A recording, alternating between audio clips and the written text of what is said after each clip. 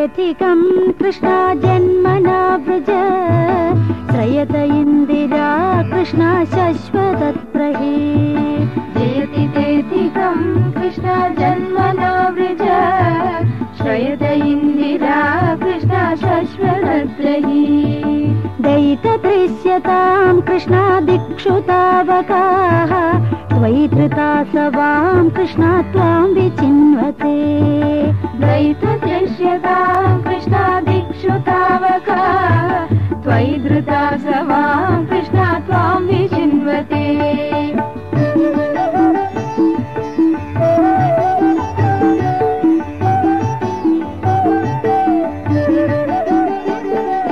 शरदुदाशये कृष्णा साधु जातसल् सरसिजोदरा कृष्णा श्रीमुषादृश सुरतनाथ ते कृष्णा शुल्कदासिका वरद निघ्नतो कृष्णा नेह किं वद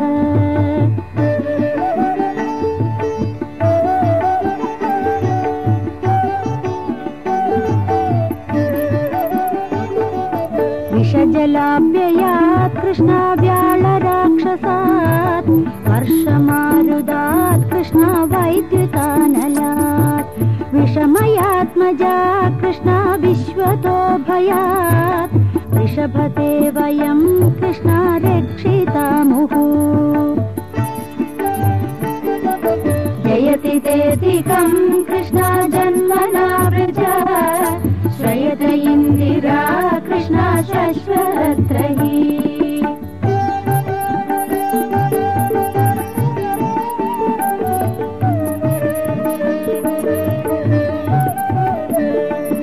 न खलु गोपिका कृष्णा नन्दनो भवान् अखिल देहिना कृष्णा अन्तरात्मदे विघ्न सात्वितो कृष्णा विश्वगुप्तये सख उदेवान् कृष्णा सात्वतां कुले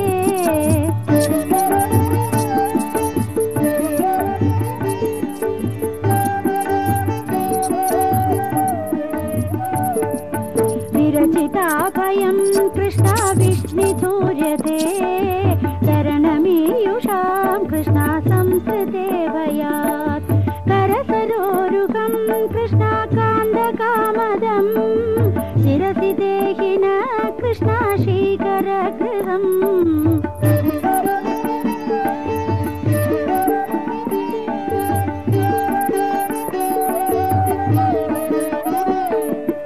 प्रजजनार्तिहन् कृष्णा वीरयोषिता निजजनस्मयं कृष्णा ध्वंसनस्मिता भज सखे भवल् कृष्णा किङ्करीस्मनो जलरुहाननं कृष्णा चारुदर्शय जयतितेऽधिकं कृष्णा जन्मना व्रज श्रयत इन्दिरा कृष्णा शश्वतत्रहि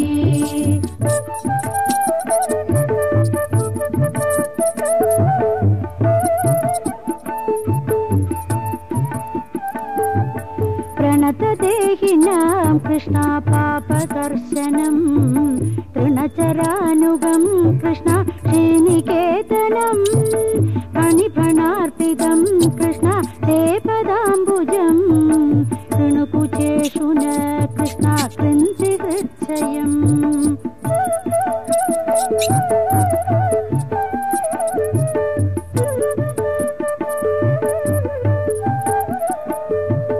मधुरया गिरा कृष्णा वल्गुवाक्यया भूतमनोज्ञया कृष्णा पुष्करे क्षणा विधिङ्गरीरिमा कृष्णा वीरमुह्यति अतरसीधुना कृष्णा प्याययस्वन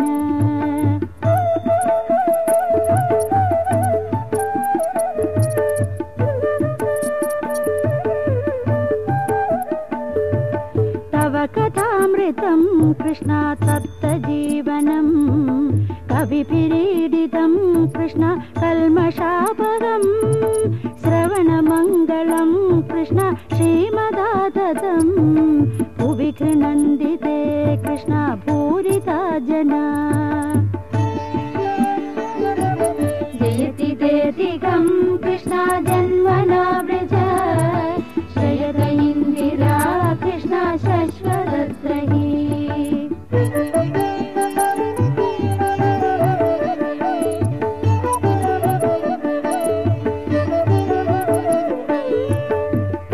विदितं प्रिय कृष्ण प्रेम वीक्षणं विहरणश्च ते कृष्ण ध्यानमङ्गलम् महसि संविरो कृष्ण या हृदि स्पृश कुहकनो मन कृष्ण क्षोभयन्दिः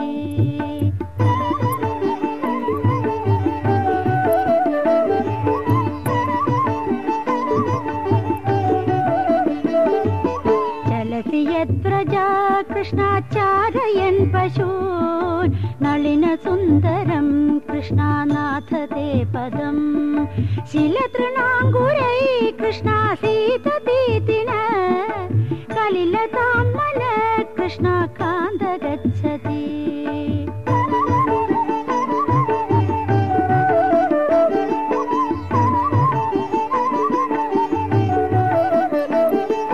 दिनपरीक्षये कृष्णान्दीलकुन्दलैः वनरुहाननं कृष्णा बिभ्रदावृतं घनरजस्वलं कृष्णा दर्शयन्मुहुः मनसि न स्मरं कृष्णा वीरयच्छसि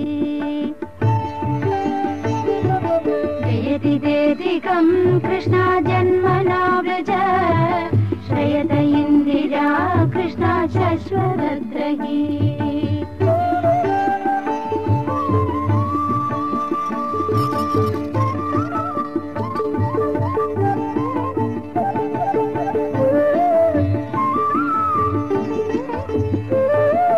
प्रणतकामदं कृष्ण पद्मजार्चितं धरणिमण्डनं कृष्ण ध्येयमापदे चरणपङ्कजं कृष्ण चन्दमञ्जते रमणनस्त्वनेषु कृष्णार्पयादिहन्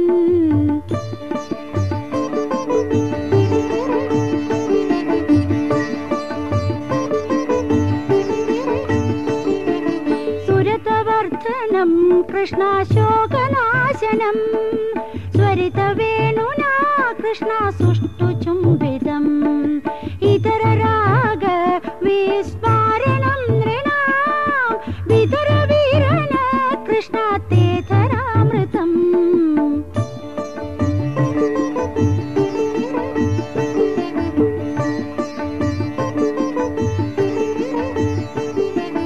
अटति यल्भवान् कृष्णा अन्निकाननं त्रुडिर्युगायते कृष्णा त्वामपश्यताम् कुटिलकुन्दलं कृष्ण श्रीमुखञ्जते जडवु दीक्षतां कृष्णा पक्ष्मकदृशाम् जयति देदिकं कृष्णा जन्मना व्रज श्रयत इन्दिरा कृष्णा शश्वतद्रही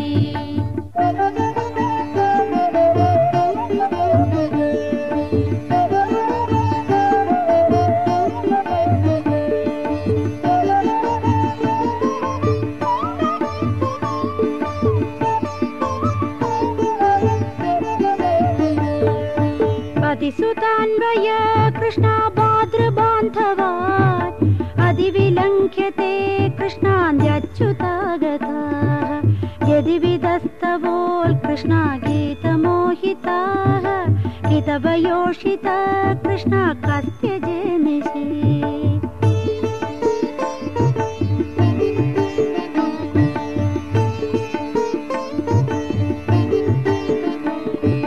रहसि संविदं कृष्णा हृच्छयोदयं प्रहसिताननं कृष्णा प्रेम वीक्षणं बृहदुरश्रियो कृष्णा वीक्षधामते मुहुरतिस्पृहा कृष्णा मुह्यते मन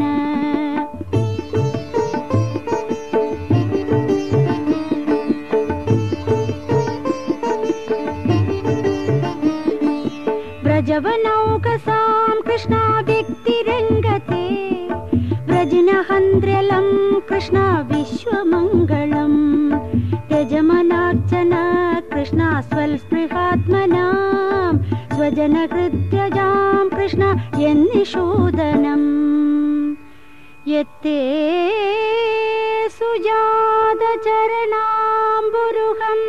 स्तनेषु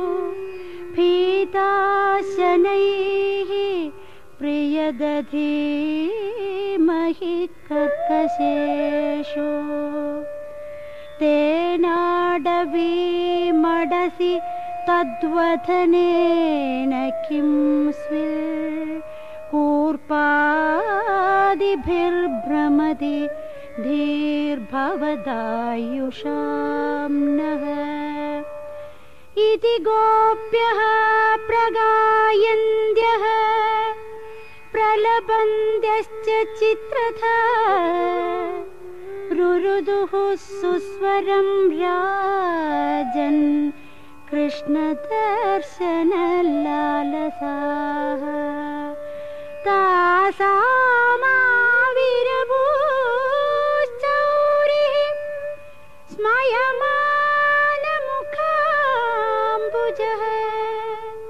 पीताम्बरधरस्रग्वी साक्षात् मन्मथः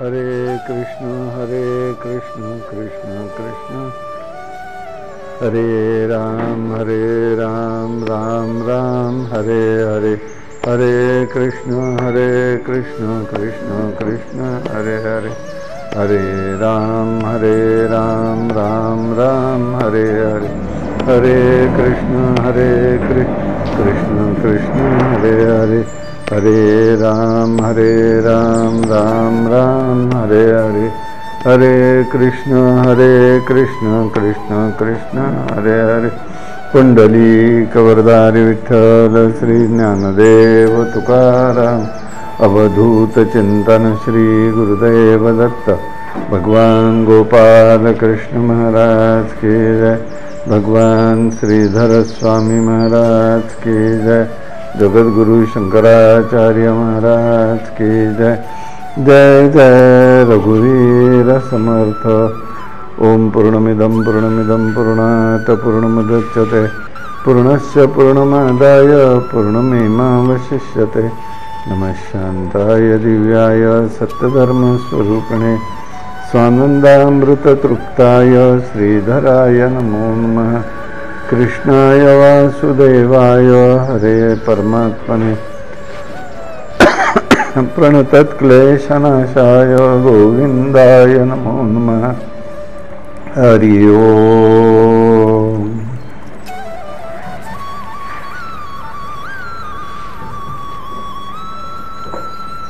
मधुरया गिरा वल्गुवाक्याः बुधमनोज्ञया पुष्करे क्षणारक्षणं विधि करि महावीर मुह्यन्ति रतद अधरो शोधना आप्यायस्वानः। भगवंत असं सांगतायत, गेय गोपी असं बोलताय, हे कमलनयना सुंदर सुंदर वाक्यांनी युक्त 8वा श्लोक आहे। सुंदर सुंदर वाक्यांनी युक्त विद्वानांनाही मोहविणाऱ्या तुमच्या गोड वाणीमुळे गिरया या तुमच्या दासीही मोहित झालेल्या आहेत। हे वीरा, आपल्या अधरामृतामुळे तू आम्हाला तृप्त कर। गोपींचा हा एक प्रकारचा आत्मसंवाद आहे।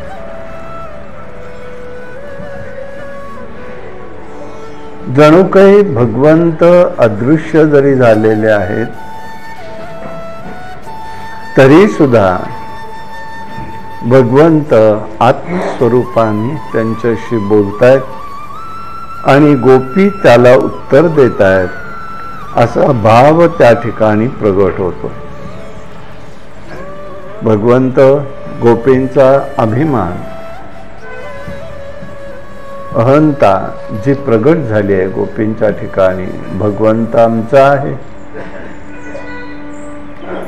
आणि त्यामुळे ते त्या दृष्टीने भगवंताला अभिमान थोडा सुद्धा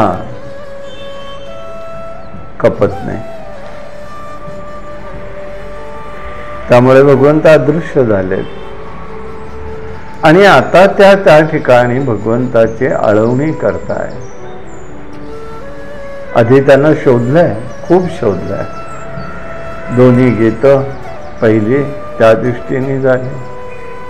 आता आर्त रूपाने त्यांची विनवणी चाललेली आहे आणि त्या विनवणीमध्ये म्हणतात, मधुरया गिरा,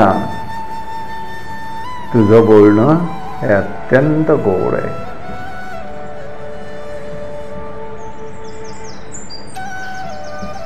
तुझ्या बोलण्यामुळे आम्ही तुझ्या दासी झालेलो.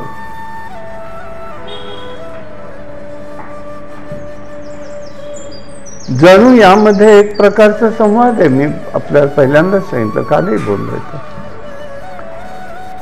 ते फिलिंग द ब्लँक म्हणतो ना, तसं इथलं आहे. तो संवाद आपल्याला समजला पाहिजे. भगवंत म्हणाले, तुम्हाला कोणी दासी व्हायला सांगितलं? मी काही दासीवा सांगायला आलो का तुम्हाला? म्हणून तुम्ही दासी झालं म्हणून मला तुम्ही सांगताय?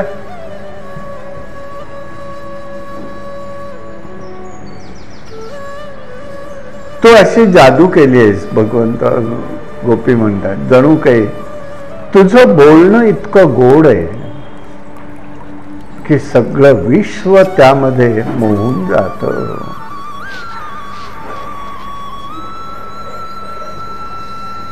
काही बोलण्याच्या सवयी असतात लोकांच्या, मोहून टाकतात, भुरळ पडते.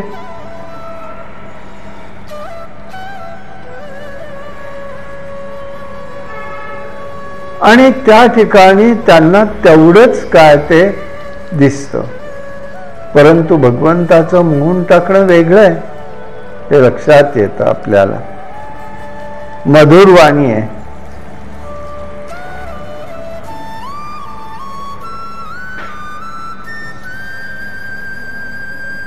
म्हणून वल्लभाचार्य म्हणतात, अधरम मधुरम अधरम वदनम मधुरम वदनम मधुराधिपते अखिलम मधुरम. सगळंच मधुर आहे. त्याचं रडणं सुद्धा मधुर आहे म्हणताय. रुदनम मधुरम. ज्या वेळेला त्याला यशोदेनी बांधलेलं आहे आणि त्यावेळेला भगवंत रडतायत. नको बांधू. त्यावेळेचं वल्लभाचार्यांनी वर्णन केलेलं आहे. तो कसा दिसतो, त्याचं रडणंही मधुर आहे. मधुर पाहता आलं पाहिजे. माधुर्य कशात आहे, ही दृष्टी आहे. दोष काढायचे म्हटले तर प्रत्येक ठिकाणी दोषच दिसू लागतात.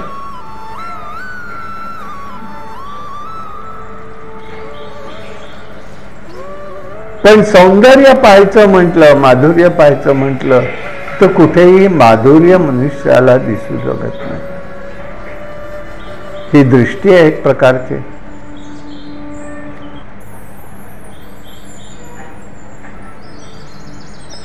भगवंत जणू काय म्हणतायत, हे बायांनो, माझ्या वाटे जाऊ नका, माझ्या गोड बोलण्यावर जाऊ नका.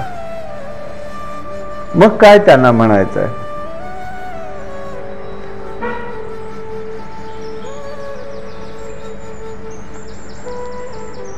तुझी वाक्य सुद्धा अलंकृत आहे. तुझं बोलणंही अलंकृत आहे. काही मंडळींचं वक्तृत्व असतं, अलंकारिक बोलतात. मग त्यावेळेला असं वाटायला लागतं की खरंच किती छान बोललेत. आणि थोड्या वेळाने विचारा काय सांगितलं त्यांनी, तर थोड्या वेळानेच विचारा काय सांगितलं त्यांनी, सांगता येत नाही. दत्त महाराजांचं बोलणं मधुर असायचं, मार्मिक असायचं, गोड असायचं, पण तत्वचिंतक असायचं. कोणत्याही साधकाला विचारा, साधक सांगेल त्यांनी नक्की काय सांगितलं. तसं त्या म्हणतात तुझं बोलणं कसं आहे, वल्गुलू वाक्य, हा तुझं अलंकृत बोलणं आहे, सुंदरता आहे. वाणीचं काही सौंदर्य असतं प्रत्येकाच्या ठिकाणी, माधुर्य असतं, आसक्ती असते, अलंकार असतात, सौष्ठव असतं, वैशिष्ट्यता आहे प्रत्येकामधली.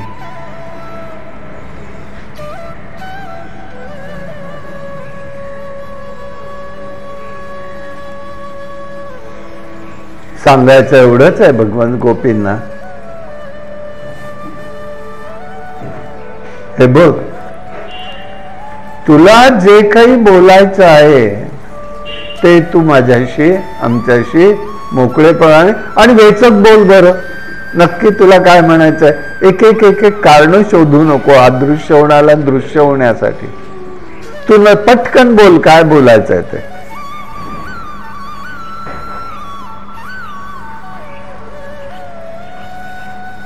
असं आहे आयुर्वेदामध्ये, आर्य चाणक्यानी वाग्भटानी आरोग्यदायी वाणी कशी असं सांगितलं. वाणी सुद्धा आरोग्यदायी कशी आहे. सत्यम हितम मितम ब्रूयात विसंवादती पेशलम. सत्य बोला पण हिताचं सत्य बोला. सत्य बोला पण हिताचं शब्द बोला. थोडं बोला पण विवाद होणार नाही, इकडे लक्ष द्या. निश्चयात्मक बोला, यामुळे सर्व रोगांपासून तुमचा बचाव होईल. आता काय त्यांना सांगायचंय ते बघा. चिंतन तसं सुरू राहतं, एका पाठोपाठ एक, एका पाठोपाठ एक, आणि प्रेरणा देणारा तोच असतो. पण त्याच्याशी तादात्म्य व्हायला लागतं. बोलणं असं असावं कोणाच्याही मनावरती ताण निर्माण होईल, चिंता निर्माण होईल असं असू नये. आमच्या मनात काही नसतं, आम्ही फाड फाड फाड बोलून टाकतो आणि मोकळे होतो. काही व्यक्तींचा हा गुण असतो असं त्यांना वाटतं. गोपी तशा नाहीये. त्या भगवंताच्या प्रत्येक, त्याही चतुर आहेत, त्या श्रुती माता आहेत, नुसत्या नाही आहेत. म्हणून त्या प्रत्येक याच्यावरती त्याच्या बोलण्याला पर्याय देत आहेत, बोलतायत त्या, त्याच्याशी जणू संवाद करतायत त्या, की तुझी वाणी मधुर आहे, तुझे वाक्य अलंकृत आहे. विद्वानांना त्या ठिकाणी मोहिनी पडावं अशी गोड वाणी आहे.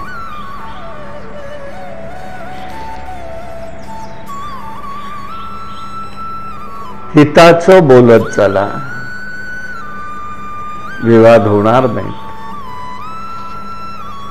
भय होणार नाही, दुःख होणार नाही.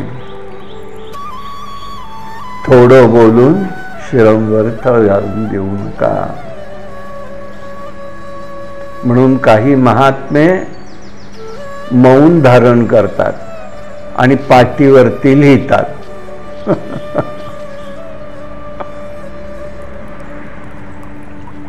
श्रीधर स्वामींचं जीवनामधला बहुतांशी काळ मौनात गेला,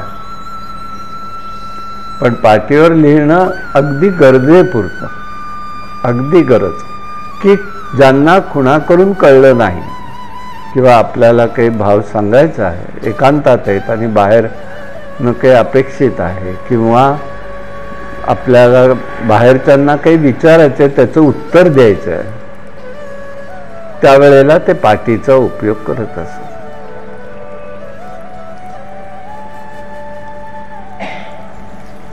विवादाशिवाय निश्चयात्मक बोलण्यामुळेच सर्व प्रकारच्या चिंता भय नष्ट होत असतं. हे वाणीचं अलंकार येतो.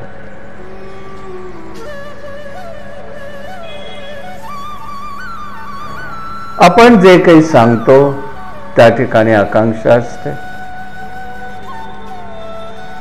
ते स्पष्ट असलं पाहिजे, योग्यताही तशी पाहिजे, तात्पर्य स्पष्ट करण्याची शक्ती हवी आहे.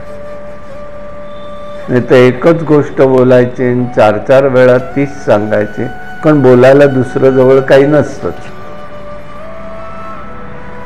कारण त्याच्या पलीकडे जातच नाही ना जीवाची बुद्धी. आसक्ती प्रसंगानुसार बोललं पाहिजे.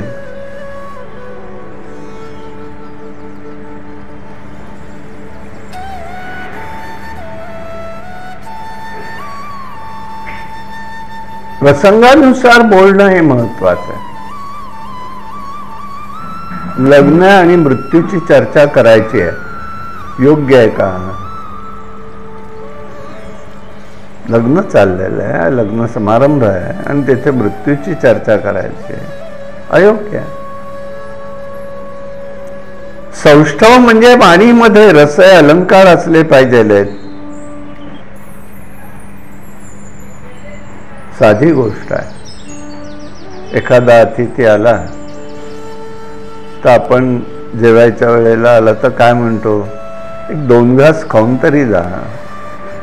2 घास खाणं म्हणजे 2च घास द्यायचेत का?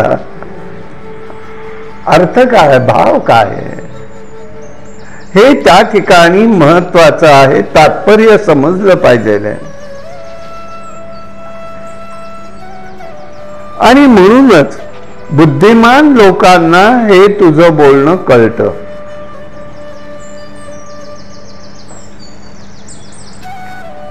पुढे म्हणतायत पुष्करेण बुध मनोज्ञा पुष्करेण. पुष्करेण म्हणजे कमललोचन, पुष्प म्हणजे कमल.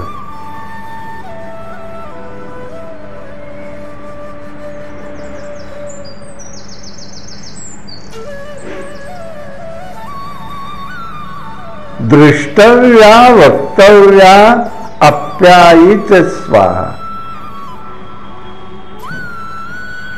तुला आमच्या समोर येऊन दर्शन दिलं पाहिजे, आमच्याशी बोललं पाहिजे, आमच्याशी आप्यायन केलं पाहिजे, हा भाग गोपींना व्यक्त करायचा आहे. पुष्करे क्षण अर्थ आहे तिथे, उगीच नाही म्हणत आहे. पुष्प म्हणजे कमळ, क्षण म्हणजे लोचन. कमळाच्या लोचनाने बघायचं आहे. ज्याची दृष्टी ज्ञानसुंदर आहे त्याचं जीवन अत्यंत सुंदर असतं. नेत्र ज्ञानाचं प्रतीक आहे. म्हणून काही वेळेला म्हणतो ज्ञानी महात्म्यांच्या बद्दल, काय डोळ्यांमध्ये तेज आहे. हे त्या ठिकाणी शब्द येतात, त्याचं कारण ते तेजानी तेज जाणता येतं. इतरांना समजणं कठीण. आणि म्हणूनच त्या ठिकाणी म्हणतात जे ज्ञान शुद्ध आहे त्याचं जीवनही शुद्ध असतं.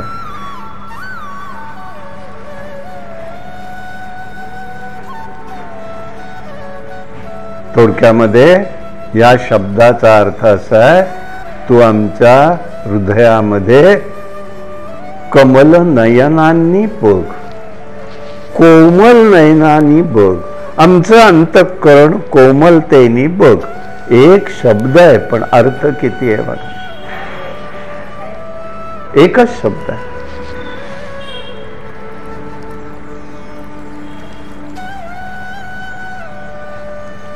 माझ्या कमल नेत्रासमोर काम येऊ शकत नाही. गोपी म्हणतायत तू म्हणशील पण कमल नेत्र ज्याचे असतात त्याच्यासमोर काम ठरू शकत नाही.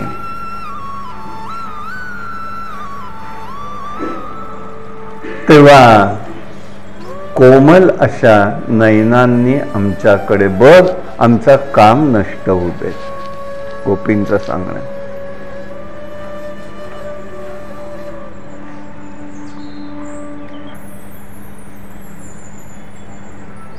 असे नेत्र, अशी नजर ही पुष्टी देतात, तुष्टी देतात. हृदयाला प्रेमाचा पाझर फुटतो.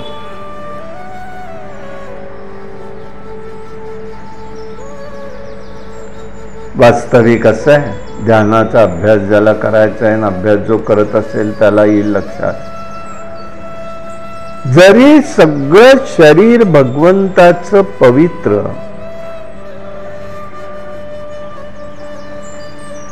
आणि मनोज्ञ असलं तरी सुद्धा ध्यानाचे अभ्यासक भगवंताच्या कुठल्या अवयवाकडे बघतात? कुठल्या अवयवाकडे बघतात? डोळ्याकडे बघतात. किती असू दे, कारण भगवंताच्या नेत्रातून सदैव सौंदर्याचं अमृत वाहत असतं आणि ते पाण्यामध्ये जीव जेव्हा रमून जातो, चिंब होतो, तेव्हाच त्याची ज्ञानदृष्टी प्रगट होते. डोळ्यामध्ये भाव असतो. मन ध्यानाकडे लागत नसलं की नेत्राचं ध्यान करा, नेत्राला डोळे भिडवा, मन आपोआप स्थिर व्हायला लागतं. मन स्थिर करायची गरज नाही. म्हणून नजरेला नजर देणं म्हणजे काय?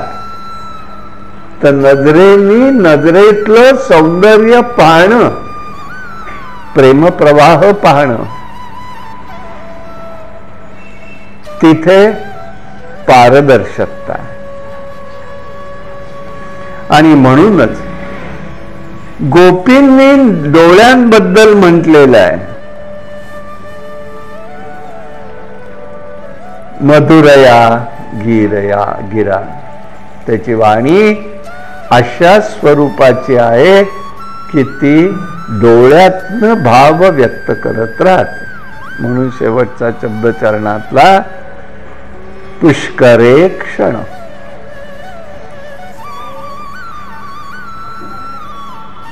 तो त्या ठिकाणी करून येतो, हा आनंद वेगळा आहे.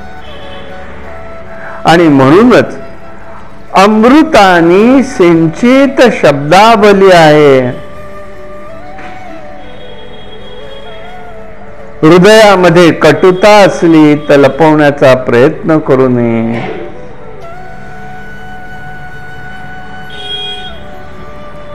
शब्दामध्ये ती काही ना काही येतच राहते. भगवान सच्चिदानंद आहे. वाणी ही सच्चिदानंद रूप आहे, हे लक्षात घ्यायचं आहे.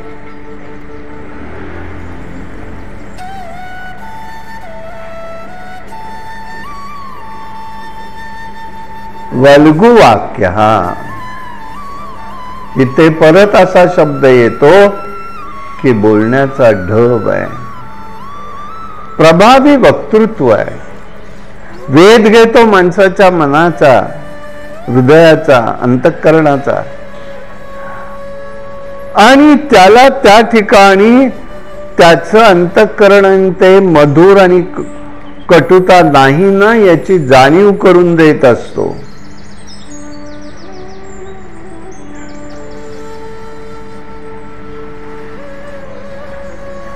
लोकांना शांत करत असतो.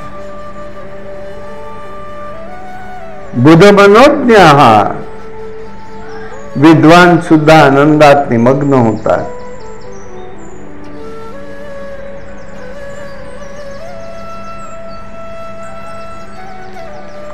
बघा महाभारतातला प्रसंग आहे. भगवंत राजदूत म्हणून कौरवांच्या दरबारामध्ये आले. व्यासांनी फार चित्रित उत्तम केलेलं आहे. महाभारतात चित्रण त्याचं उत्तम केलेलं आहे. अनेक लोक आहेत, अनेक योद्धे आहेत, अनेक शूरवीर आहेत. पण तेवढेच नाही तर ऋषीमंडळी येऊन बसले. का बरं? भगवंत राजदूत म्हणून कसा बोलतो हे ऐकण्यासाठी. बुद्ध्या बुध मनोज्ञा. कारण त्याच्या बोलण्यातनं आनंद वाहत असतो आणि हा आनंद आपल्याला काही ना काहीतरी देऊन जातो. प्रत्येक शब्दाच्या मागे फार मोठा गर्भितार्थ आहे. प्रत्येक शब्दामागे नुसतं एक वाक्यात सांगून संपणारा विषय नाहीये. म्हणून या वेळेला फक्त गोपीगीत का म्हटलं तर आपल्याला त्याचा निदान सखोल चिंतन घडावं. चरित्र माहिती आहे सगळ्यांना, त्याची तर गोडी अवीटच आहे. पण आता 15 दिवसांनी पुन्हा भागवत व्हायचाच आहे. तेव्हा परत ते घेण्यापेक्षा म्हणून हा विषय की गोपीगीताचा काहींनी सांगितलं आणि तीच लोक आली नाही. अपेक्षा व्यक्त केली होती की आम्हाला गोपीगीत समजू दे.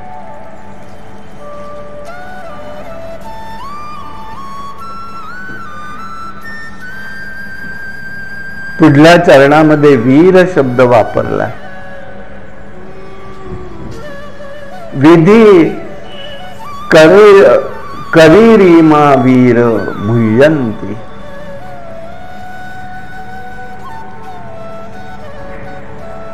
व्रजामध्ये वीर शब्दाचा प्रयोग हा स्त्रीलिंगात सुद्धा वापरला जातो.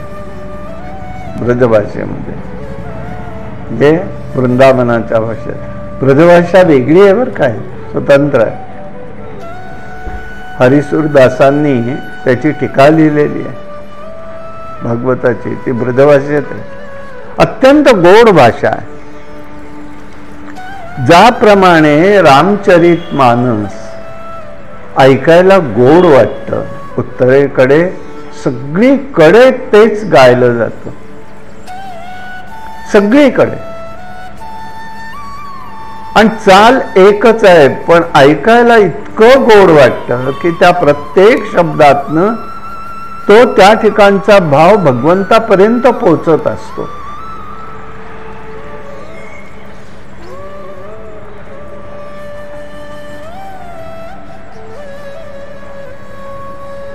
त्याचं कारण एकच आहे. वीर हा शब्द वापरलाय तो दयावीर म्हणून वापरलाय. कारण हा कोण आहे? दया करणारा आहे. माणसाची दया आणि देवाची दया यात फरक आहे. माणसाची दया उपकाराची असते, देवाची दया ही परोपकाराची असते.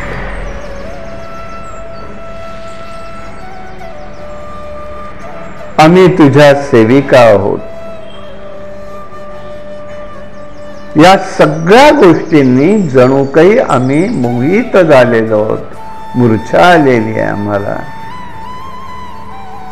दया कर म्हणून वीर म्हटलेलं आहे. विधी करी रिमा. वीर म्हणजे दया कर आमच्यावर. प्रेम भरलेल्या नजरेने आम्हाला बघा. आम्हाला सोडून जाऊ नकोस.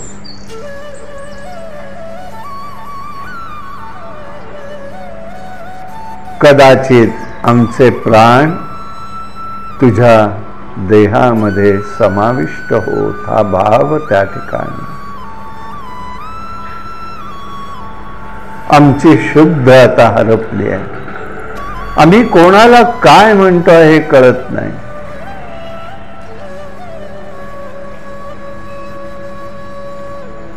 आम्ही सगळ्या जणी विसरून गेलेलो आहोत. आम्ही कोण आहोत. केवळ तू आम्हाला दिसतोस. म्हणून मला परत परत एक आठवण सांगावीशी वाटते.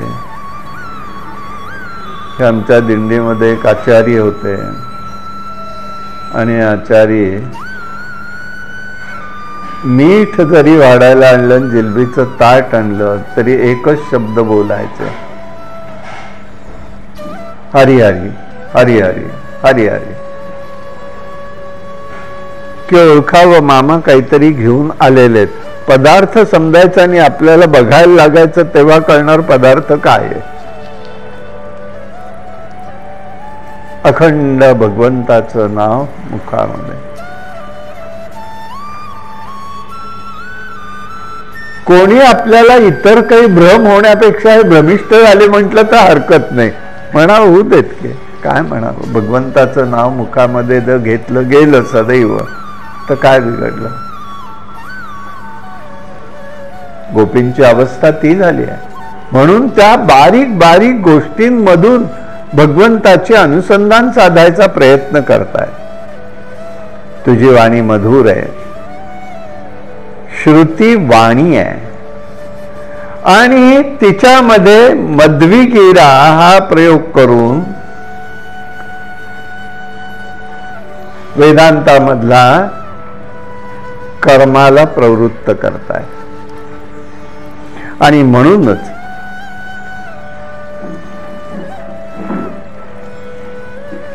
नारद, शुक, सनकादिक सगळेच जण संतुष्ट झालेले. आम्हाला तृप्त कर. आम्हाला केवळ वंशी ध्वनी नको आहे, म्हणजे वेणुनाद नको आहे.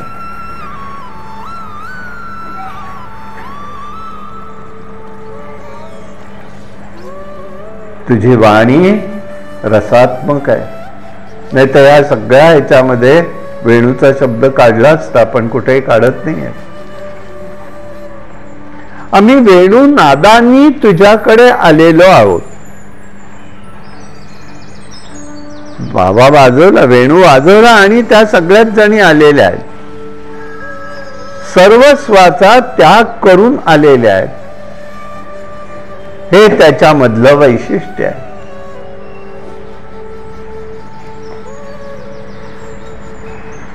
आम्हाला अधरामृताने नाव घाल.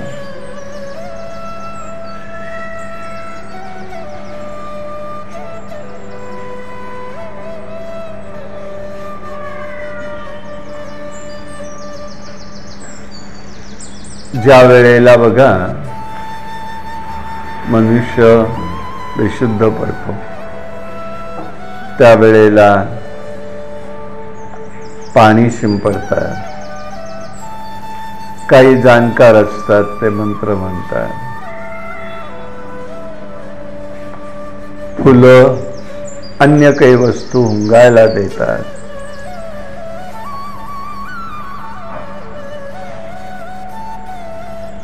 पण हे भगवंता आम्हाला तसं काही नको आहे. तर गोपे म्हणतायत आम्हाला तुझी वाणी कानावरती येऊ दे.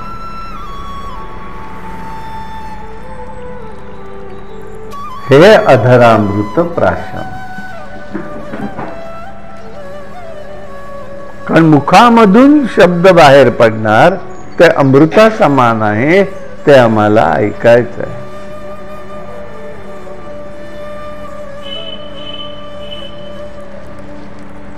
उदारपणे तू जसा दयावीर आहेस तसा उदार आहेस, तर उदारपणे त्याचं तू वाटप कर. मला एकटीला दे म्हणत नाहीत, आता त्यांना कळून चुकलंय. वाटप कर आम्हाला गोपींना. कृपणता त्यामध्ये करू नको, हे प्रेमाचं वागणं त्यांच्या ठिकाणी आहे.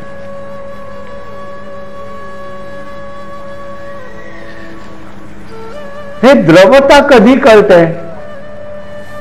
ज्या वेळेला समोरचा जीवही द्रवीभूत होतो त्यावेळेला द्रवीभूतता कळते.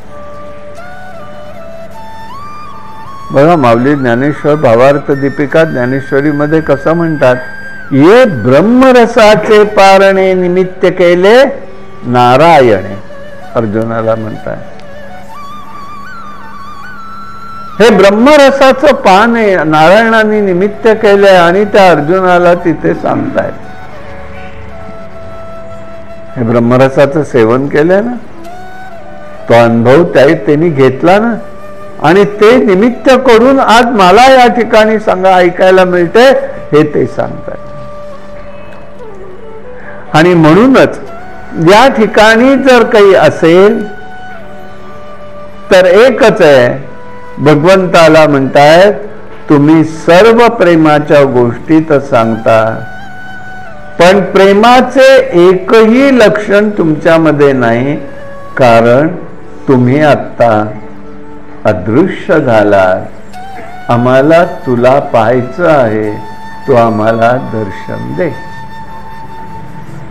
ही प्रार्थना त्या करतात. अशा प्रकाराने त्यांनी अधरामृप अप्यायत स्वानः हे स्वरूप त्यांनी त्या ठिकाणी आम्हाला तृप्त तू कर, हा भाव त्यांनी त्या ठिकाणी व्यक्त केला. आता पुढे त्या म्हणतायत तव कथामृतम तत्तजीवनम कविभिरीढतम कल्मषापहम श्रवणमंगलम श्रीमदान्ततम भुवि गृह्णन्ति ते भूरिदा जनः. भगवान गोपाल कृष्ण महाराज की जय. पुढच्या मंत्रात आता गोपी असं सांगतात, हे प्रभो तुझ्या कथानुरूप या सगळ्या अमृता समान आहे. कथानुवाद हा अमृता समान आहे.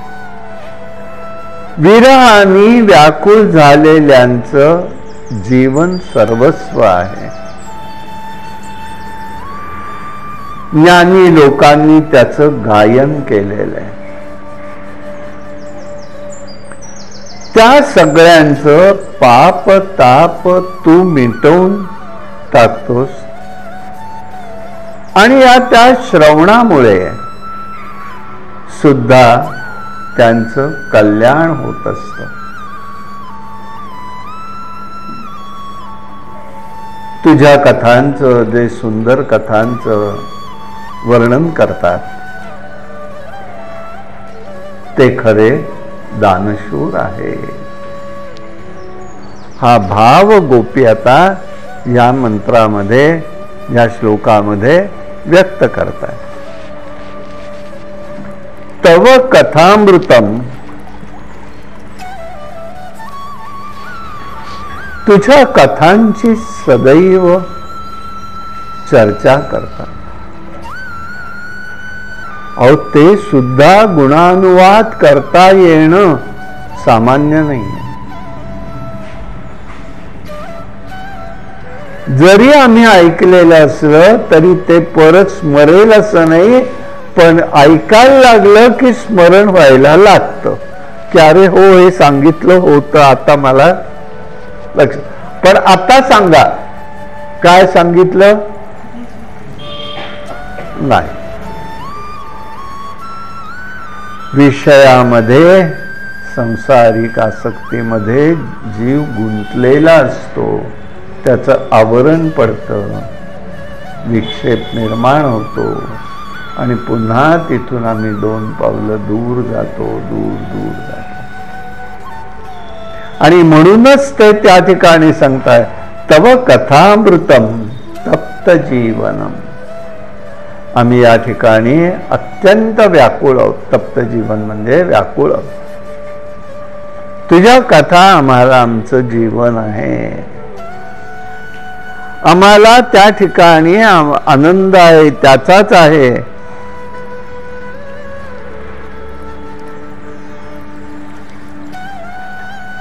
तूच सांग ना आम्हाला. त्या म्हणतायत तूच सांग आम्हाला.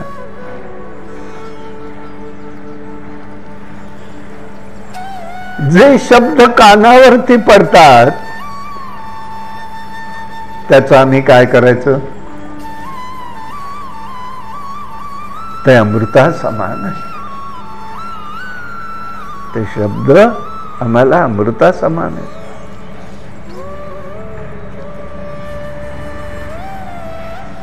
तुझ्या वियोगाने आता आम्हाला मृत्यू हा निश्चित आहे.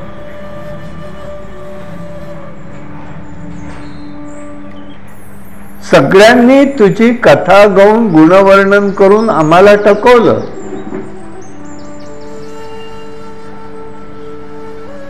कृष्ण म्हणतायत, माझ्या कथा अमृत कसं होईल?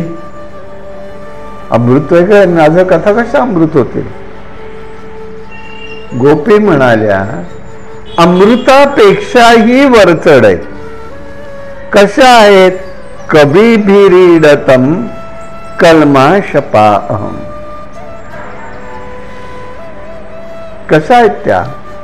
त्या अशा आहेत, विरहाने व्याकुळ झालेल्यांच्या ठिकाणी सर्व जीवन सर्वस्व आहे. हे स्वरूप त्याचं आहे. अमृतम नास्ति मृतम यस्यात. ज्याचं सेवन केलं असता त्यांना मृत्यू येत नाही, ते अमृत. अमृत म्हणजे का? हे बघा गंमत कशी आहे. सगळ्यात एकच अमृत. समुद्र मंथनाच्या वेळेला निघालं, देवांना ते त्यांनी अमर केलं आणि तेच दैत्यांचा मृत्यू ठरलं ना. राहू केतू त्यांचा मृत्यू ठरलं, युद्ध झालं. काही दैत्य निघून गेले, काही युद्धाला थांबले, मृत्यू. म्हणजे त्या म्हणतात, शौनकाधिक ऋषी मंडळी नैमिषारण्यामध्ये बसलेले हे सगळे कसे जगलेत? तर ते जगलेत असे की अखंडपणे ह्या कथा ऐकून ऐकून ऐकून ते मृत्यू दूर गेलाय. मृत्यू दूर गेलाय. बघा गंमत कशी आहे. देवाला जे सांगायचंय त्याची गंमत सांगतोय. भगवंत गोपींना जे सांगायचंय त्याची.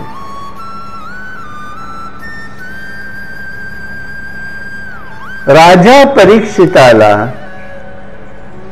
शाप का व्हावा? इतकं देवानी ज्याचं रक्षण केलंय त्याला शाप का व्हावा?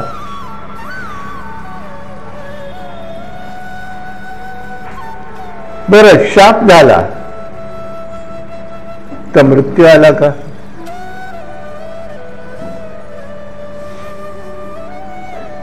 अर्थ आहे तिथे.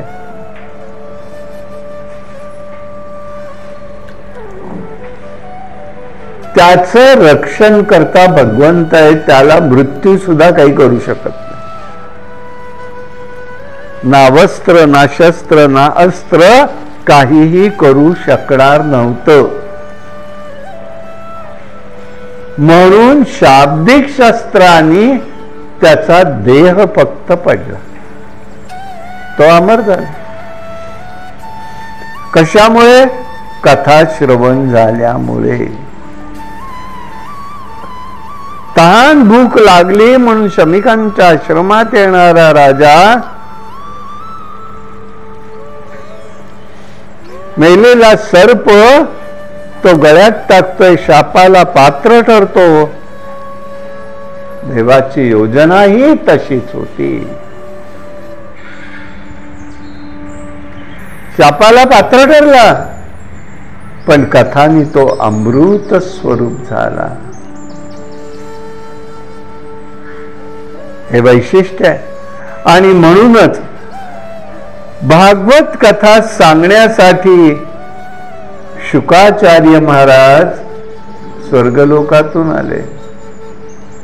ब्रह्मदेव सांगतायत की बाबा रे, या कथा स्वर्गलोकातच राहू देत, नेऊ नका भूलोकावर.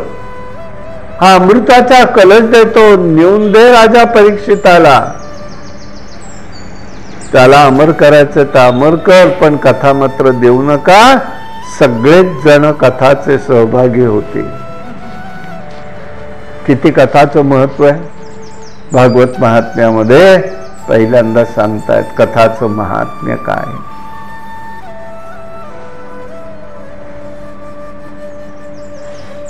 शुकाचार्य महाराज हसले. महात्मे सहसा बोलत नाहीत फार. हसले, बघू पुढे परत कधी म्हणाले, आणि निघून गेले. निघून गेले म्हणजे राजा परीक्षिताकडे कथा सांगण्यासाठी आले.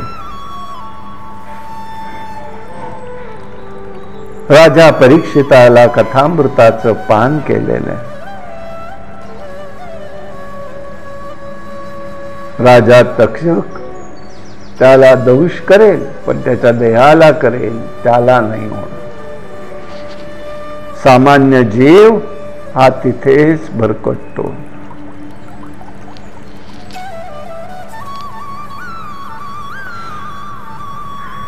संसाराच्या प्रेमात सामान्य माणसाचं मन, बुद्धी, चित्त फसलेलं असं ते मृत आहे. ज्यांनी हृदय आणि बुद्धी हे भगवंताकडे केलेली आहे, ते सदैव स्वर्गाला गेले. तुकाराम महाराज. काय होतं त्यांच्याकडे? तुमच्या आमच्यासारखं वैभव काही होतं का? नाही. पण ते त्या ठिकाणी भगवत चिंतनात किती रमले. काय त्यांना वाटलं नसेल का? नाही, रमून गेलेले. महाराजांची अशी गोष्ट सांगितली जाते.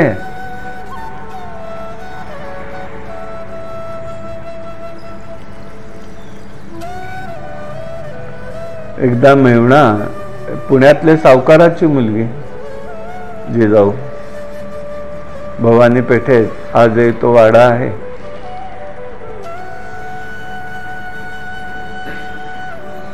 तुकाराम महाराजांच्या सासऱ्यांचा. तर मेवणा घरी जेवायला आला. मेवणा जेवायला आला तर औताईंनी सांगून टाकलं जिजाऊंनी, रोजचं चाललंय ते ठीक आहे, आज तरी लवकर या, माझा भाऊ जेवायला आलेला आहे, त्याच्या समोर तमाशा नको. बरं म्हणाले, येतो. बिचारे आठवण ठेवून आले हो. जेवायला बसले. आज काय औताईला बरं वाटलंय, आज अगदी मी सांगेन तसं करतायत. भगवत नामामध्ये गुंतलेली वाणी आहे. अखंड चिंतन चाललेलं आहे. इकडे बोलत नाहीत का? बोलतायत, पण चिंतन आज भगवंताचे. हे करता येणं ही साधन. हे करता येणं ही साधन. दोघंही जेवायला बसले. तिलाही आज बरं वाटलं, आज पती वेळेला घरी जेवायला आहे. मुलांचं उरकून घेतलं, दोघांची पानं घेतली, जेवायला बसले. जेवण झाली तृप्ततेने. दोघं ओसरीवरती विश्रांती घेत आहे. आतमध्ये त्या जेवायला बसल्या. गडगडाट, थरथराट, थैथयाट सुरू झाला. आता काय कारण होतं? भाजीमध्ये मीठ कमी पडलं नाही, घातलंच नव्हतं हे तुम्ही बोलला नाहीत. माझा भाऊ कधीतरी आला, दुधान थोडी तरी सूचना द्यायची नाही की मीठ जरा कमी पडलंय, घाला म्हणून. मला लगेच कळलं असतं. आज माझ्या भावाला अळणी खावं लागलं, याला जबाबदार तुम्हीच आहात. ते म्हणाले मला कमी वाटलंच नाहीये, माझं विठ्ठल विठ्ठल नामानी मी तादात्म्य झालेलो आहे, बाद झालं त्या विठ्याचं नाव घेऊ नका. भावाला म्हणाले तू का नाही बोलला? अगं बोलायचं कसं काय? ते बोलत नाही तर मी कसं त्यांच्या समोर बोलणार? भाऊजींसमोर मी नाही बोललो, मला आपलं खाल्लं मुकाट्याने. बा एवढा मोठा माझा भाऊ आला, पण त्याला असा पदार्थ माझ्या हातनं वाढला गेला, याला जबाबदार तुम्हीच आहात. कशाला नवऱ्याला जबाबदार धरतात हे सांगता येत नाही. स्त्री स्वभाव आहे, तो काही दोष आहे असं नव्हे, स्वभाव. तसं या गोपी इथे धरतायत आता भगवंताला.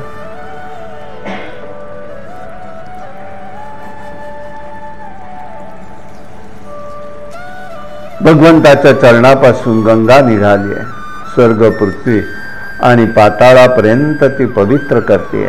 तसं भगवंताच्या कथा सुद्धा प्रश्नकर्ता, वक्ता आणि श्रोता यांना पवित्र करताय. सगळ्यांना पवित्र करण्याचं सामर्थ्य या कथांमध्ये.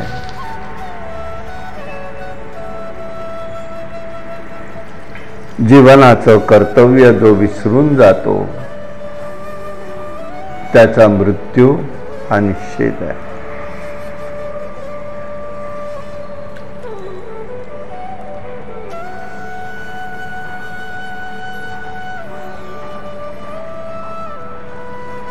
वैशिष्ट्यता आहे. मृत्यू वाघासारख्या प्राण्यांना फाडून खात नाही. प्रमाद त्यांच्याकडनं घडतो तेव्हाच त्यांचा मृत्यू आपोआप होतो. वाघाला खायला कोणी जात नाही. बघा तुम्ही, वाघाला खाल्लं असं कुठे ऐकलंय का? प्रमाद त्याच्या हातनं घडला की मृत्यू हा आलाच. भागवत कथा या मृत्यूपासून मनुष्याचं रक्षण करतात. भगवंताच्या ठिकाणी, चैतन्याच्या ठिकाणी नेऊन भगवंत बसवत असतात. या कथांचं अमृत याप्रमाणे तप्त जीवनम. ज्याप्रमाणे या संसारामध्ये आपण उन्हाळ्यात किंवा याच्यामध्ये येतो तेव्हा तहान लागलेली असते, तेव्हा त्या ठिकाणी आपल्याला पाणी जीवन वाटतं थोडं. आणि तिथे जरी म्हणलं सोन्याचा रोज देतो तरी आपल्याला बरं वाटेल का? चहा म्हटलं तरी बरं वाटणार नाही. पाणी एक पाणी. तसं भगवत कथा म्हणजे काय आहे तर दुःख, शोक, वियोग, अपमान, अभाव यापासून मुक्तता होते, तो अभाव. म्हणून संसार तप्त लोकांसाठी या जीवन कथा आहेत, जीवनदायिनी आहे.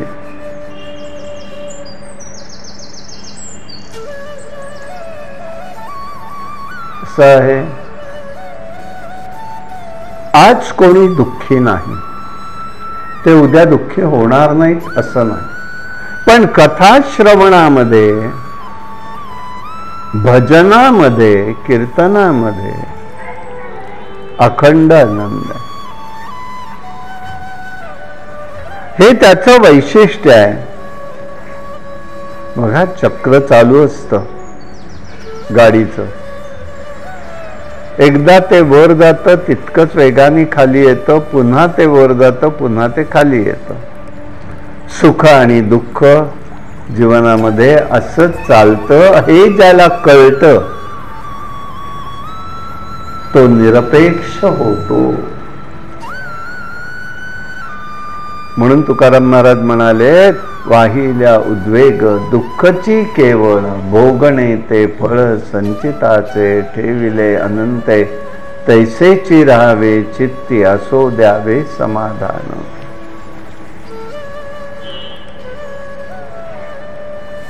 शुकाचार्य महाराज म्हणून म्हणाले,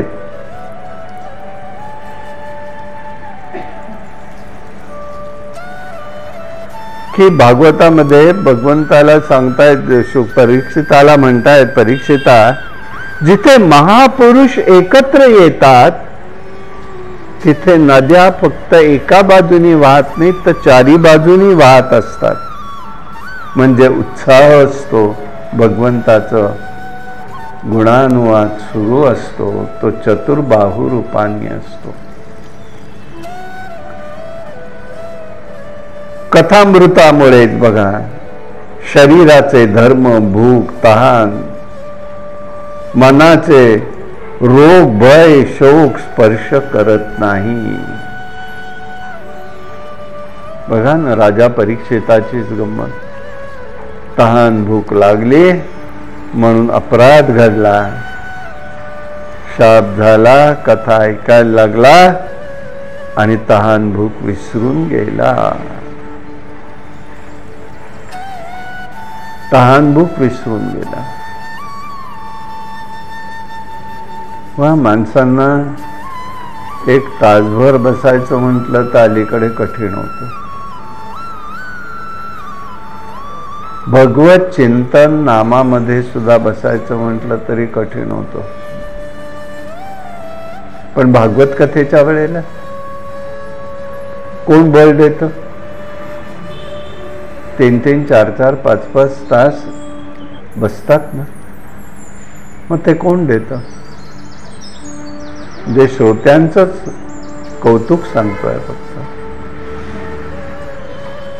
भागवत कथा आश्रमामध्ये जेव्हा सुरू झाली त्यानंतर दुसरा मुलगा झाला होता, तेव्हा या येत असत आणि दुसरा मुलगा लहानच होता, पण थोरला मुलगा पण जमत होतं त्यांना. चहा देणं, पाहणं, करणं वगैरे त्या करत होत्या. पण दुसरा अगदीच मुलगा लहान झाला, दुसरा झाल्यावरती ते अवघड व्हायला लागलं की ते येणं करणं. म्हणून मला म्हणाल्या, मी घरनं चहा करून देते, देण्याची व्यवस्था करा. आता प्रश्न आला, देण्याची व्यवस्था सांगायचं कोणाला? मी बिराणी, तू बिराणी. बरं, थर्मोकोल त्यावेळेच्या पद्धतीने द्यायचे. आज थर्मास आणायचं म्हटलं, अगदी होलसेलमध्ये आणायचं म्हटलं 30 पैसे 40 पैसे ग्लास. त्यावेळी गर्दी असायची बऱ्यापैकी, म्हणजे रोजचे 50-100 रुपये फेकण्यावारे. काय करावं असं समजेना मला. बरं, कब्बशा आणल्या तर धुवायच्या कोणी, विसाळायच्या कोणी, हा प्रश्न. शेवटी भागवत महात्म्य झालं आणि काय स्फुरण झालं कोणास ठाऊक. म्हणून मी एक सांगून टाकलं, चहा इथे उद्यापासून येईल, पण कब्बशा ज्याच्या त्याने आणा.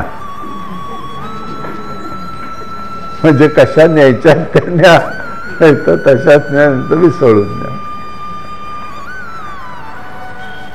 तर कथा झाल्यानंतर त्यावेळेला 2-3 महिला लीडर होत्या. 2-3 महिला लीडर होत्या. सरस्वती गोखले, हरिश्चंद्र गडकर अशा एक 4-5 जणी होत्या. सगळ्यांनी असा मला घेराव केला, कोणी गेलो नाही, सगळे स्त्री पुरुष थांबले. म्हणाले, तहान भूक विसरून राजा परीक्षित कथा ऐकतोय. तहान विसरला, भूक विसरला, सगळं विसरला, आणि तुम्ही आम्हाला कथेमध्ये चहाची आठवण का करून देता? आणलात, याद रखा, मला दम दिला, याद रखा, जर आणलात तर आम्ही घेणार नाही, आम्हाला तुम्ही द्यायचा नाहीत, तुम्ही आम्हाला काही देऊ नका, आम्ही तुम्हाला काही देणार नाही, फक्त कथा सांगा.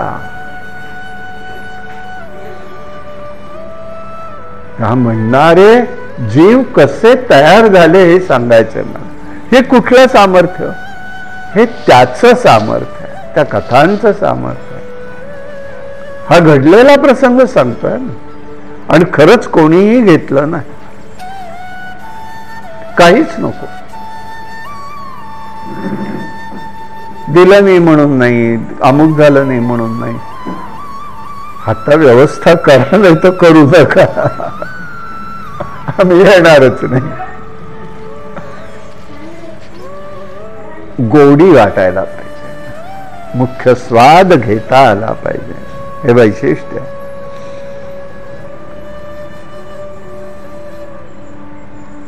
कथांच्यामुळे भूतकाळातला शोक जातो, भविष्याची चिंता जाते, वर्तमानातला मोह दूर जातो, कालचक्रापासून मुक्तता होते, देह बंधनापासून, देह धर्मापासून जीव मुक्त होतो.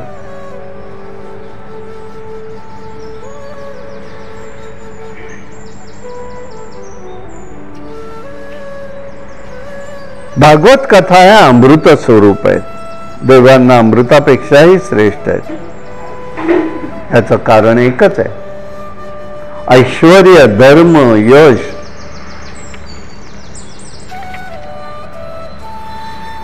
श्री, ज्ञान आणि वैराग्य हे या ठिकाणी प्राप्त होतं. तप्त जीवन आहे.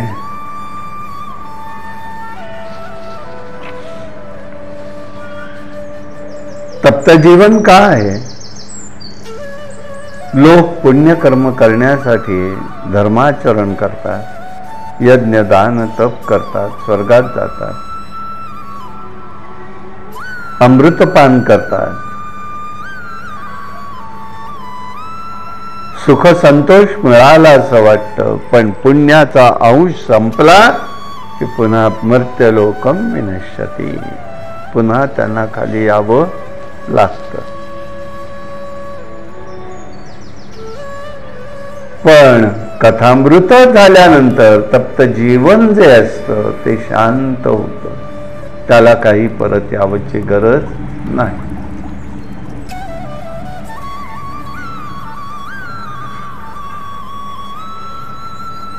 कधी भी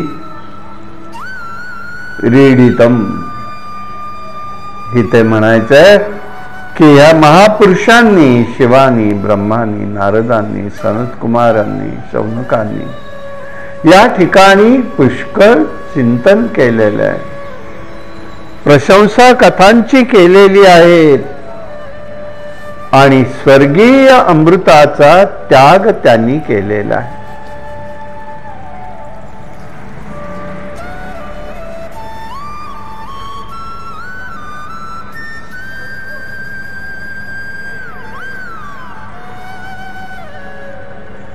भगवंताच्या चरणकमलाचं ध्यान केलं,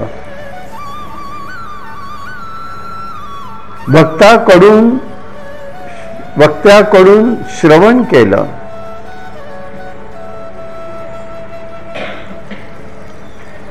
की परमानंद होत असतो, हे या ठिकाणी सांगायचं आहे त्यांना. ब्रह्मानंद खरं म्हणजे निष्क्रिय आहे, आणि म्हणूनच कथेचा आनंद मात्र सक्रिय आहे. म्हणून ब्रह्मानंदापेक्षा कथा या श्रेष्ठ आहेत. कथेचा आनंद हा श्रेष्ठ आहे.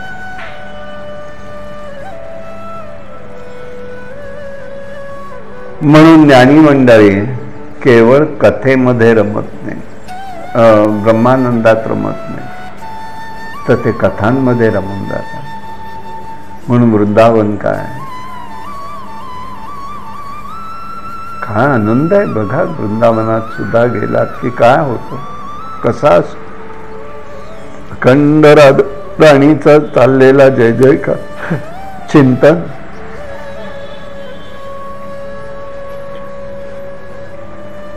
अमरत्वाचं हे लक्षण आहे.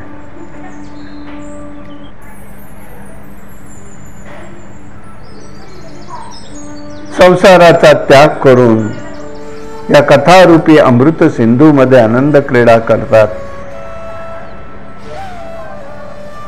श्रीधर स्वामी महाराज म्हणजे नाझरीचे,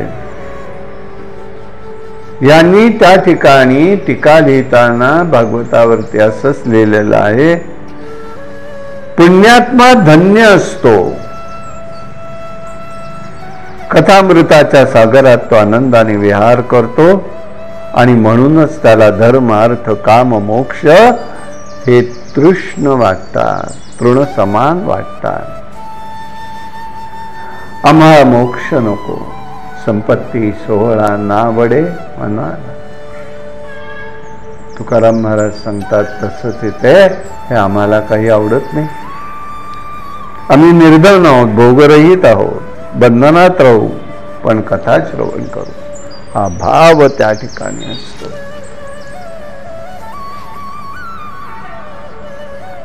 कर्माच्या मलाचं नाव कल्माश आहे. कल्माशपहम हा शब्द गोपी वापरताय. मनुष्य कर्म करतो त्याचा मल येत असतो, पण कथामृत सेवन केल्याबरोबर तो निर्दोष होत जातो, म्हणून तो शब्द गोपींनी वापरलेला.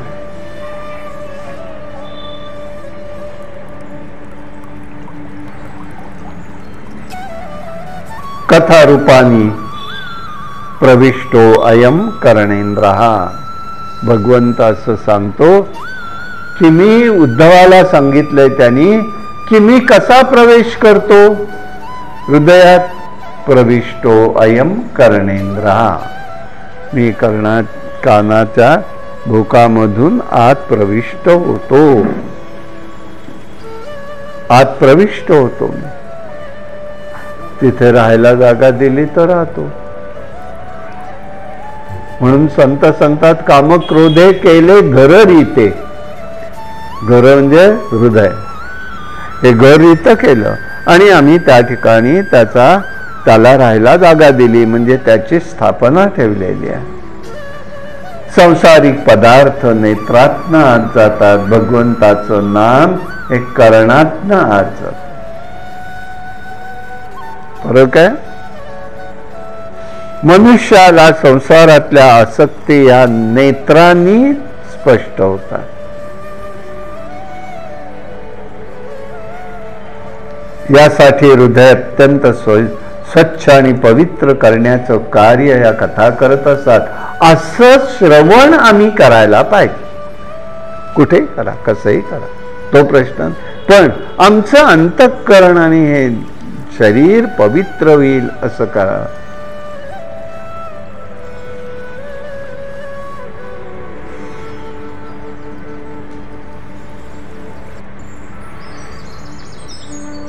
शरीर आमचं पवित्र कधी होतं?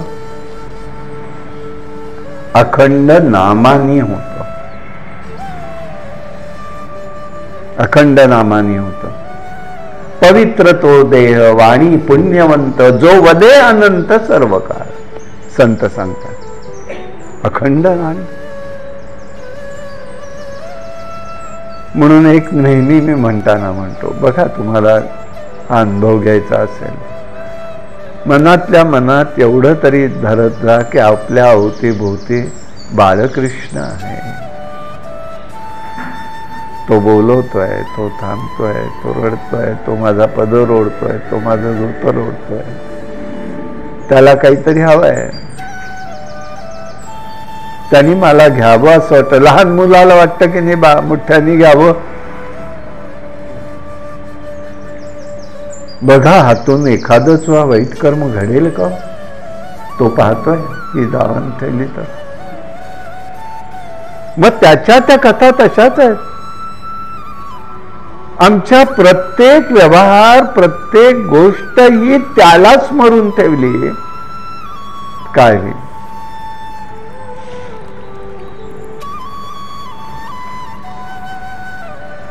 आमच्याकडे आपली सवय आहे की जे काही करायचं ते खाण्यापूर्वी भगवंताला समर्पण आणि मग घ्यायचं. नवीन कपडे आले तरी देवाच्या समोर ठेवायचे आणि मग घ्यायचा. हा लहानपणापासूनचा आमचा आत्याबाईंचा दंडक असायचा. आता जायचं बाजारात, जुने टाकायचं, नवे घेऊन यायचे.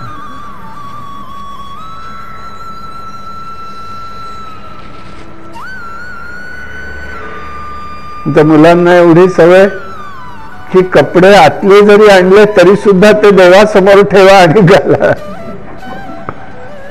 आणि आज पांडुरंगाने घातलं नाही म्हणून मी घालणार नाही.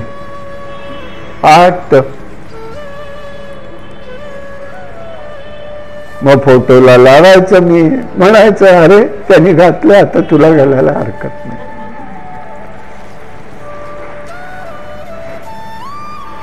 प्रेम आहे ते. तो कुठे माहिती नाही, तो सर्वत्र आहे. मग इथं आणि तिथं नाही म्हणे. कणकण ही भगवान आहे, कणकण ने भगवान नाही. कणकण ही भगवान आहे. ही जेव्हा जाणीव होते तेव्हा आपल्याला कुठेतरी तो आनंद जाणवायला लागतो. आणि म्हणूनच ते स्वरूप आपण जाणून घ्यायचंय. हा भाग त्याच्यामध्ये आहे, महत्वाचा आहे. श्रवण मंगलम, हे श्रवण मंगल आहे.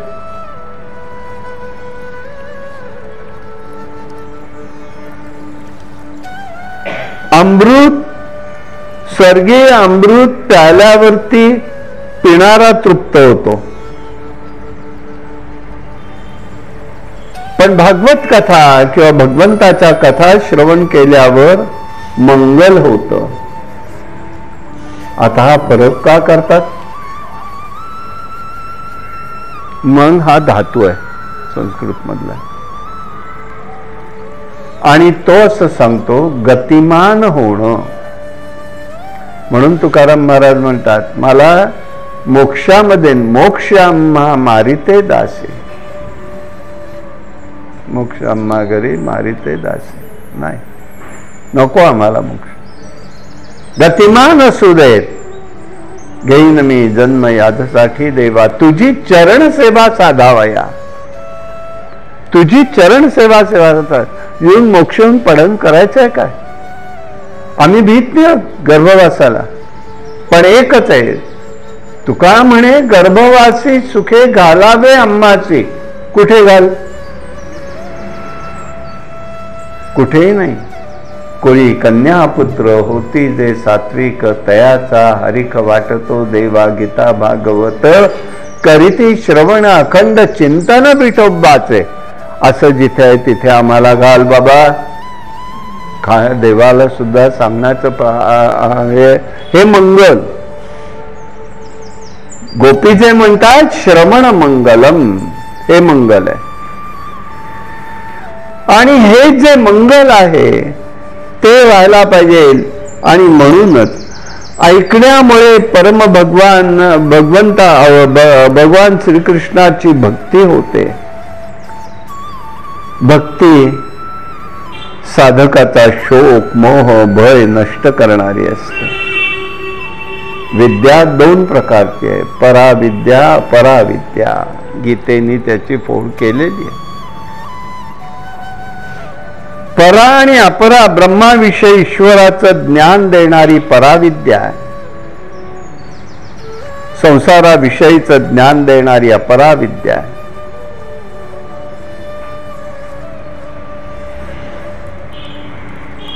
जेव्हा आपल्याहून भिन्न अन्य संबंधिताचं ज्ञान होईल तेव्हा ते श्रेष्ठ असेल, पण ते गती देईल असं नाही. वेदामध्ये 4 पुरुषार्थ सांगितले.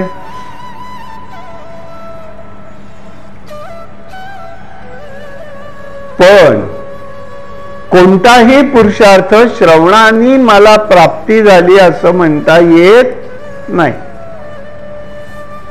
म्हणून कथा श्रेष्ठ आहेत. श्रवण श्रेष्ठ आहे. भगवत कथा श्रवणाने कल्याणकारक होते. कथा गोष्टच जरी पाहिली,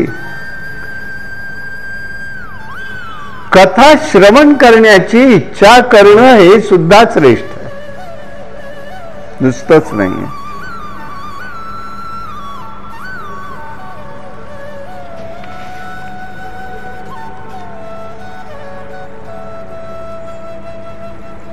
म्हणून भक्ती मार्गामध्ये नवविधा भक्तीत श्रवण भक्ती सर्वश्रेष्ठ सांगितलेली आहे.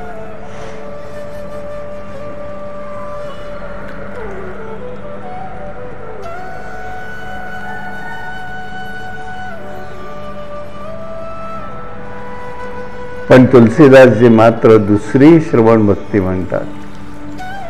पहिली कोण आहे? प्रथम भगती संतन की संगा. सत्संग हा भक्तीचा एक पहिलं स्वरूप सांगतात आणि दुसरी श्रवण आहे. गुरुपद पंकज सेवा तिसरी भक्ती अमना. चौथी भगती मन मम गुण गान करी कपट तजी गान. चौथी भक्ती श्रवण नसून कीर्तन धरतायत. भगवत गुणानुवादाचं गायन करायचंय. अशा प्रकाराने त्यांनी त्याचं वर्णन केलेलं आहे. आणि याचं दान करणारं जे आहे ते जे सांगणारे असतात ते दान करतायत. आणि म्हणूनच वल्लभाचार्य म्हणतात की जर काही असेल तर भागवत कथा हे प्रत्यक्ष भगवंताचं स्वरूप आहे. भगवत कथा हे भगवंताचं स्वरूप असतं. त्यामध्ये नाम आहे, रूप आहे, लीला आहे, धाम आहे, हे सगळं समाविष्ट असतं. म्हणून कथांच्या रूपाने श्रवण करायचं, हृदयामध्ये भगवंताचा प्रवेश ठेवायचा आणि भक्तांच्या अंतःकरणात भक्ती प्रेमाचा उदय त्यामुळे होतो. आणि एक सगळ्यात महत्वाची माहिती आहे का गोष्ट काय ते, भक्ती ही आपण करायची नसते. भगवंताचा प्रसाद म्हणून हृदयामध्ये तिचा उदय व्हावा लागतो. भक्ती आपण करू शकत नाही.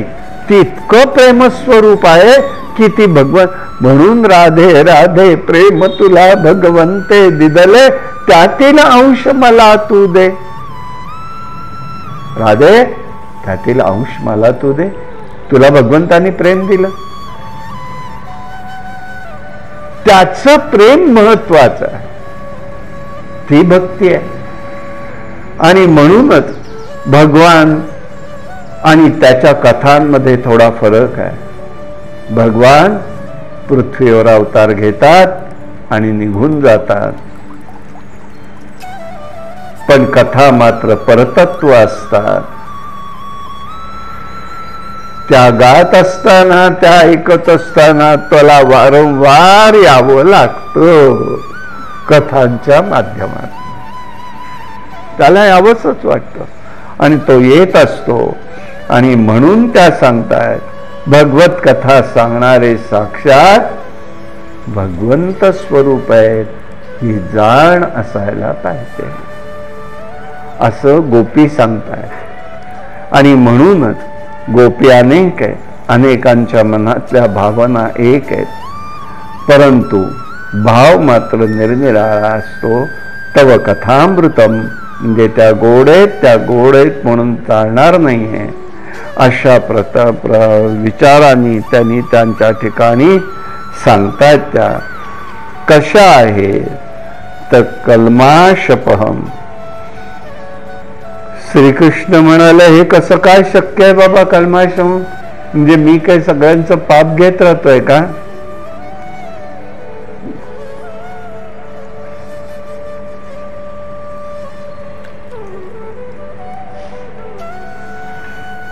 नाही रे देवा, कथा ऐकल्यानंतर पाप कुठे जातो माहिती नाही, पण तू कल्याण मात्र करतोस हे त्यांना म्हणायचं. आणि म्हणूनच या ठिकाणी श्रीमदांतते जरी कितीही त्या ठिकाणी पुस्तकं छापली, मंदिर बांधलं, तरी सुद्धा भगवंताच्या कथा तिथे होत नाही, तोपर्यंत सगळं अपुरं आहे.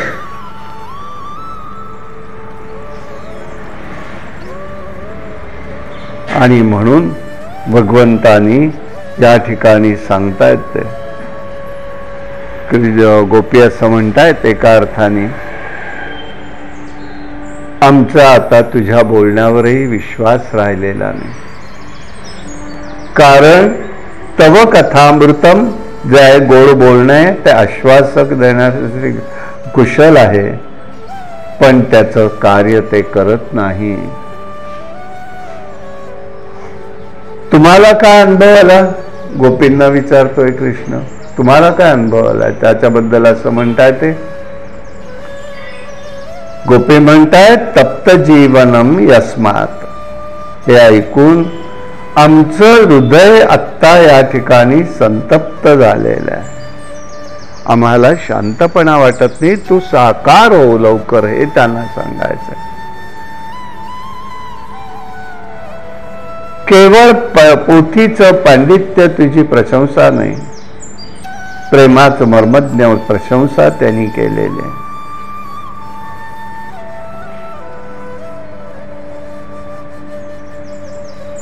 गंमत आहे. कल्माशहम म्हटलं, कल्माश म्हणजे पाप. पाप तो आमचं नाहीसं करशील, करतोच, पण ताप आमचे नाश केलेले नाहीस, म्हणून तप्त जीवन आहे. पाप आणि ताप हे दोन वेगळे आहेत. कर्मातनं पाप येतो, पण पापातनं ताप येतो. पाप नाहीसं झालं म्हणून ताप नाहीसा झाला असं होत नाही, कारण पहिल्याच शिल्लक राहिलेलं असतं. हा भेद आहे तिथे. आणि म्हणूनच कथांचं महात्म्य हे वेगळं आहे, हे लक्षात घे. मला टोचून बोलताय, मला बिघडवताय हे म्हणताय तुम्ही, परंतु एकच बघा तुम्ही, गोपी म्हणाल्या की तू त्या ठिकाणी आम्हाला सावध कर, आम्हाला तू हे सगळं प्राप्त करून दे. अशा पद्धतीने त्यांनी या ठिकाणी सांगितलंय, तू लवकरात लवकर आमच्या समोर प्रगट हो. हा भाग त्यांना त्या ठिकाणी व्यक्त करायचा आहे. आजच्या या विचारात केवळ 2 श्लोक झाले आपले. ठीक आहे, जेवढं होईल तेवढं आपण बघूया. काय नवाच्या मनसेंद्रिय वा बुद्ध्यात्मना प्रकृती स्वभावात करोमि यद्यं सकलं परस्मै नारायणाय समर्पयामि. हरि ओम तत्सत्.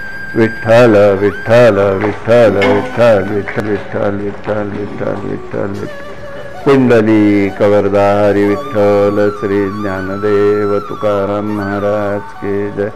अवधूत चिंतन श्री गुरुदेव दत्त भगवान गोपाल कृष्ण भगवान श्रीधर स्वामी महाराज के जय. जय जय रघुवीर जगद्गुरु शंकराचार्य महाराज के जय.